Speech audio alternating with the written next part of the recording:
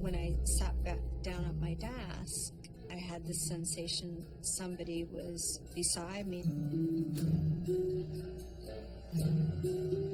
And I quickly turned around, and she was standing there holding her child. My younger sister and I each had our own beds, and they were on either side of the bedroom, sleeping very soundly.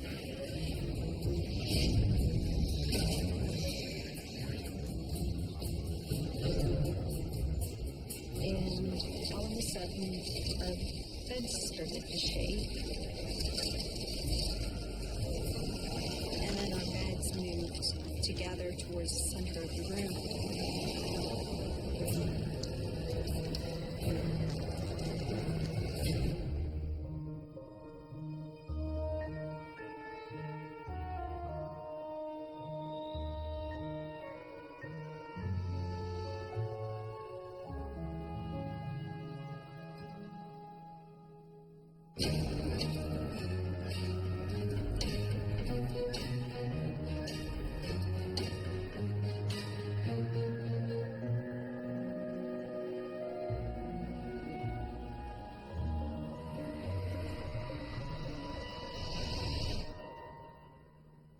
I've always been kind of open-minded to what is really kind of out there, more than just ourselves. I've strongly believed ever since I was a young child that there's always somebody tapping you on the shoulder, just kind of guiding you in that right direction. Take a walk down the street where you live. Chances are good that at least one of your neighbors is doing renovations. But what if renovations gave you more than the kitchen you always wanted? What if they released the spirits of people who had lived in the house 100 years earlier? Hi, I'm Lawrence Chow. Today in Ghostly Encounters, we meet Erin Gibb. Erin tells us she was always open to the paranormal. But when she and her family moved into an old house and started to renovate, those gentle spirits guiding her in the right direction were replaced by terrifying ghostly encounters.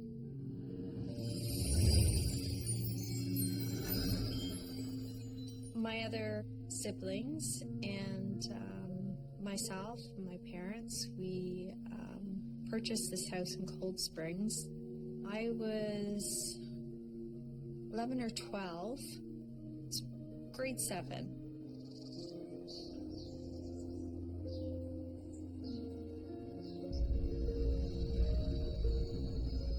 My father was a craftsman, and he was notorious for purchasing older homes and renovating them. So we knew heading into it as kids that there'd be a lot of work to be done, and that there was a lot of history behind this house. In this particular house, it became notorious for just different things happening, lights going on and off. We would see spirits come up from the basement stairs, and they would pass in front of the television and out through the mud room.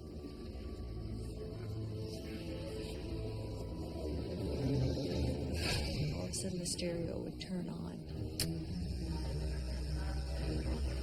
The door opened and slammed. Those would be things that would happen in the middle of the day. And there'd be no explanation for it. There'd be nobody else in the house.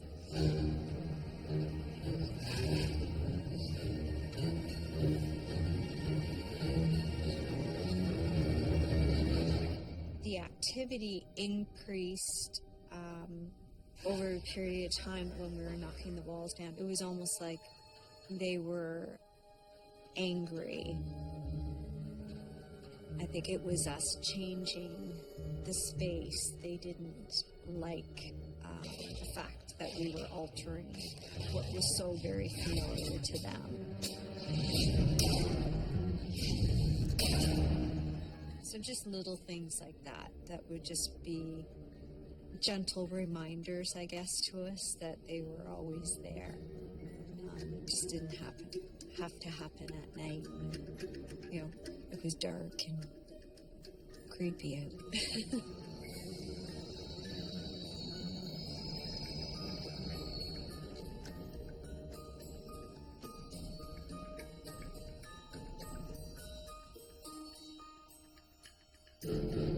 My sister and I shared a room, and it was our first night, sleeping very soundly.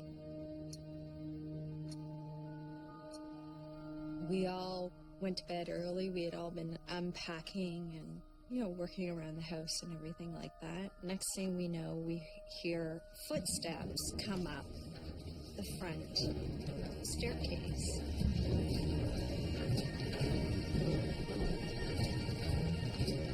It was definitely men laughing. Just like you could tell it was them having a good time, coming in and being noisy and announcing themselves, letting people know that they're there. And my father went leaping out into the hallway, thinking that it was somebody out in the hallway, because it was very apparent. We all heard it. And nobody there. He went back to bed.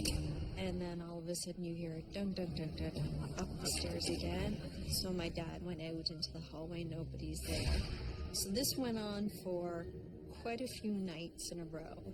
And then it got up to the point where it was so continual that my father would have to go out and tell them to please stop being so noisy. We were in bed, that to leave us alone and go back out the front door. Because history has told us that the front doorway into an older home, if it leads straight to the staircase, it's a straight passage for spirits to pass very freely in and out of the home. And this is where they passed through. The only thing was, they were notorious for coming into my room and my sister's room. And then you could feel them standing in the room. And you would know, or at least I always knew, I had a sense of it being a man. It was like a gut feeling.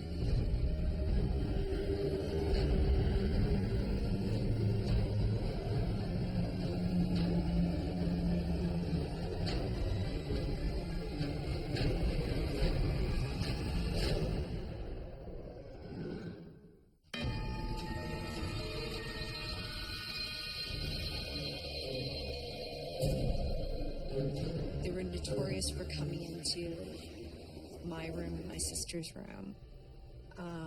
And then you could feel them standing in the room.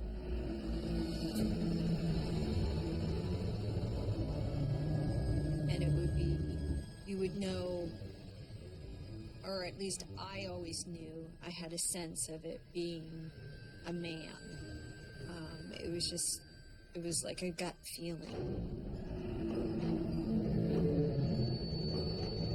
They always said my name. For some reason, they always picked me.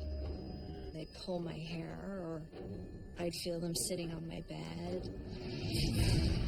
I always was very still. I would never look up, but you had that sense that somebody was in the room. You could feel them walk around the room and then leave. And it would be then that my sister would say to me, did you hear that? And I'd say, yes, I did. And I'd go back to sleep, and that'd be the end of it.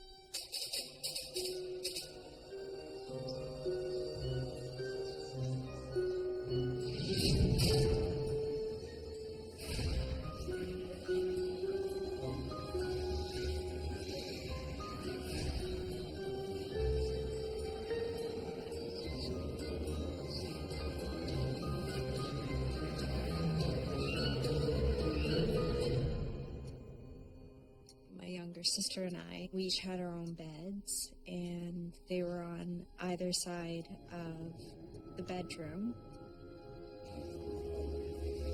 sleeping very soundly. And all of a sudden, our beds started to shake.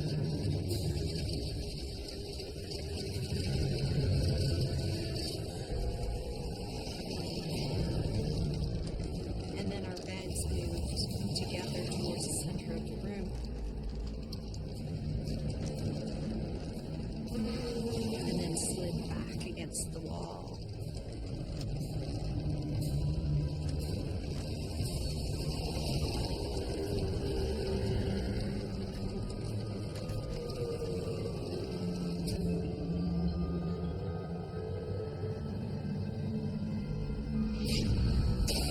I just remember us just being very quiet, silent, and I think we've all experienced it as a child, that when you experience something scary, you break into that cold sweat and you don't move. You freeze.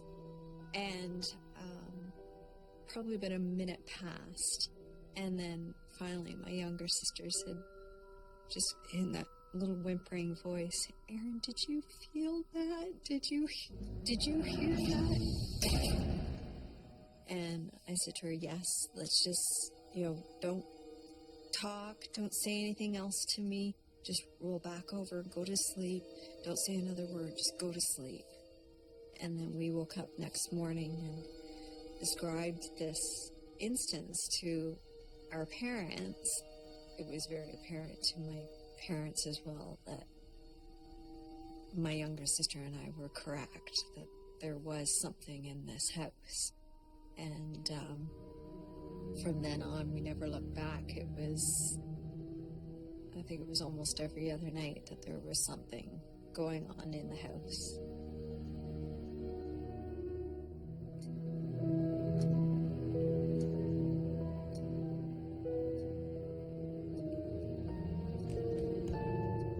The first time I experienced the woman was, it was almost a week after we had moved in originally to the house.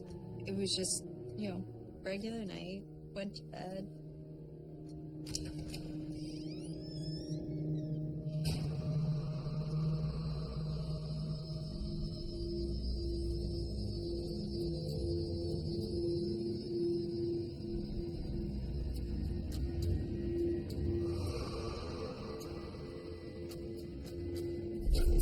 Woke up to the feeling of something sitting on the corner of my bed. And it was just that feeling of weight. I could feel the side of my bed kind of, shift. And she was going to brush the hair off of my face.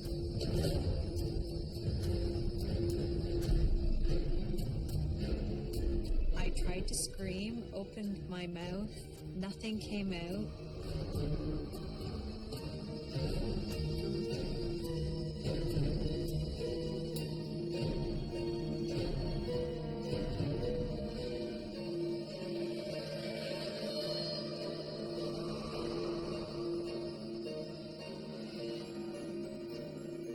I was able to see her hair, her gown, her hands.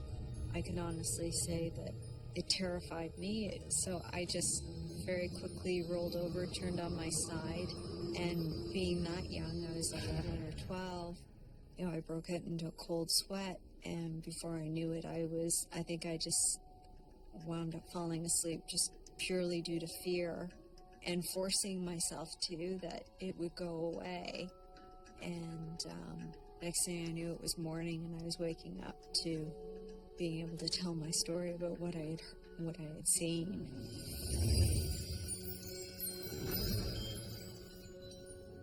Erin seems particularly sensitive to the supernatural. She hears footsteps and men laughing, sees the woman in great detail, and feels the touch of the woman's hand on her hair. Erin tells us the woman continued to appear, and despite her terror, It eventually became clear to her that the ghost manor was maternal. And so Erin wasn't that surprised by the next spirit she encountered.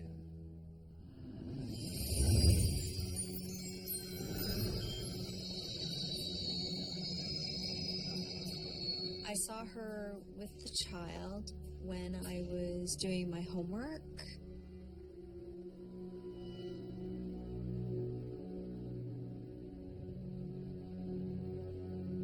And at first I heard the child crying.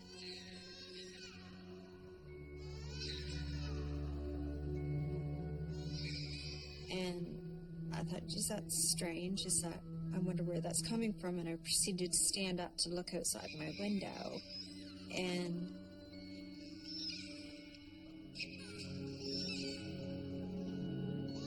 then realized that, there was nobody around that had a baby, and I was home alone. My dad was in the workshop. And when I sat back down at my desk, I had this sensation somebody was beside me.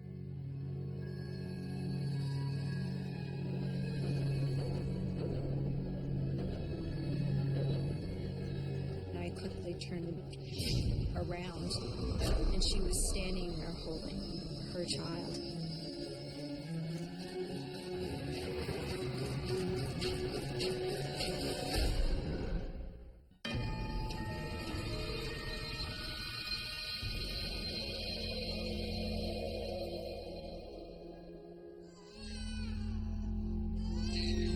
And at first I heard the child crying.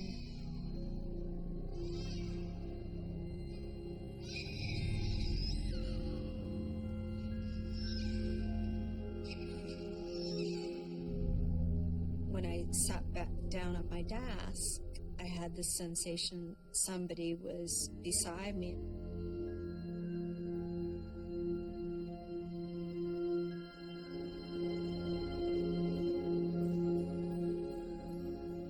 And I quickly turned around, and she was standing there holding her child.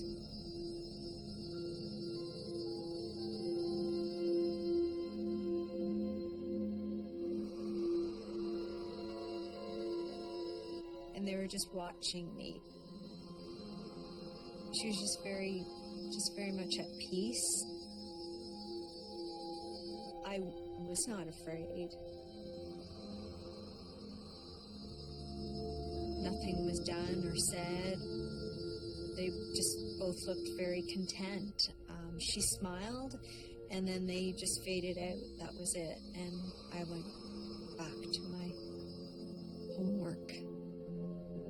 After that, each time I saw her, it got easier.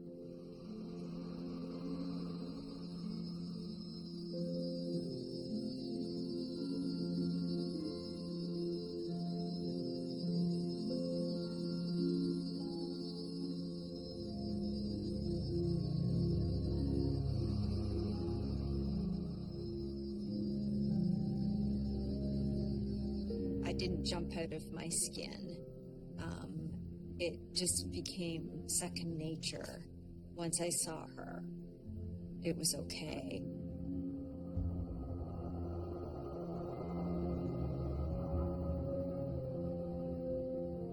The actual house history, we were told, is that it was actually an old bar saloon. I went to the local library and found out from the archives that the original owner was a gentleman from Toronto, and him and his bride moved to the saloon to run it.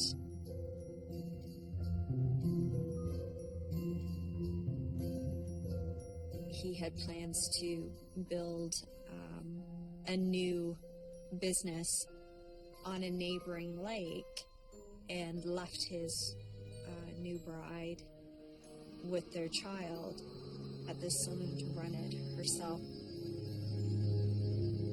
And back then, that was a huge commute. So in the middle of the winter, he wouldn't be able to come back.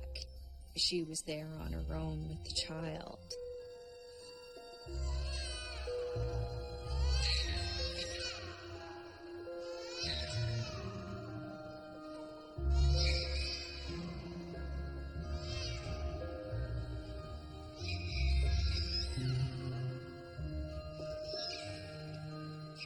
She died during that winter, along with the child in the house.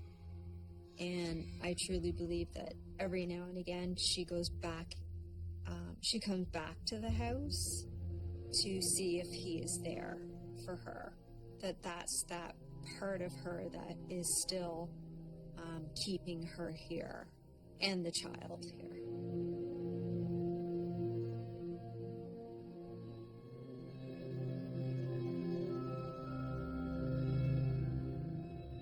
I think she's looking. I think she's searching for her husband, for family, she's just unsettled. She needs to find her way back. I think she, connected to me because there was that part of me that was open to it.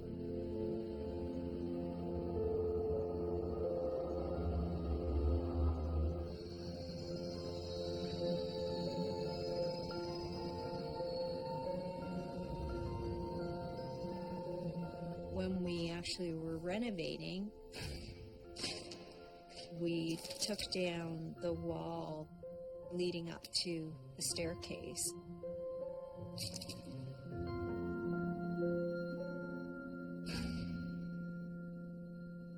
And when we proceeded to knock it down,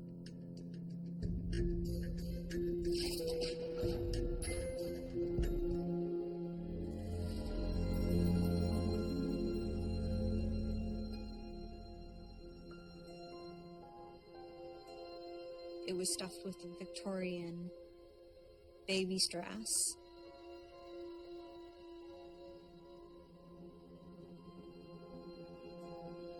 Pair of little black boots. And we were able to establish then that back in the Victorian time when people passed away, they buried things in the walls as memorabilia for family members that had passed away in the home. We were excited because it kind of put the truth to what we were all experiencing, especially for myself, because I experienced it more than anybody else. It just kind of confirmed everything that we were hearing, seeing. It was putting the pieces of the puzzle together.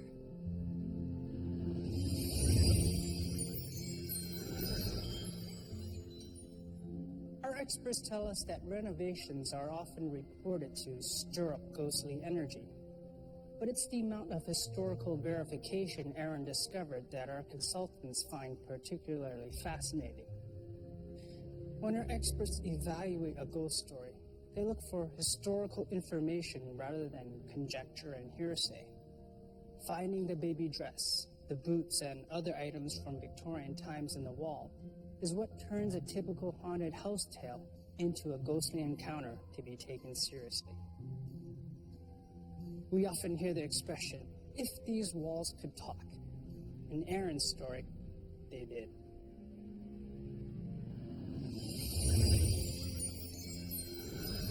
This definitely has impact on me. I think I've carried it with me all my life. I think it kind of opens you up to knowing that the strength of certain things, that there's more to just us, that there's something else beyond this life.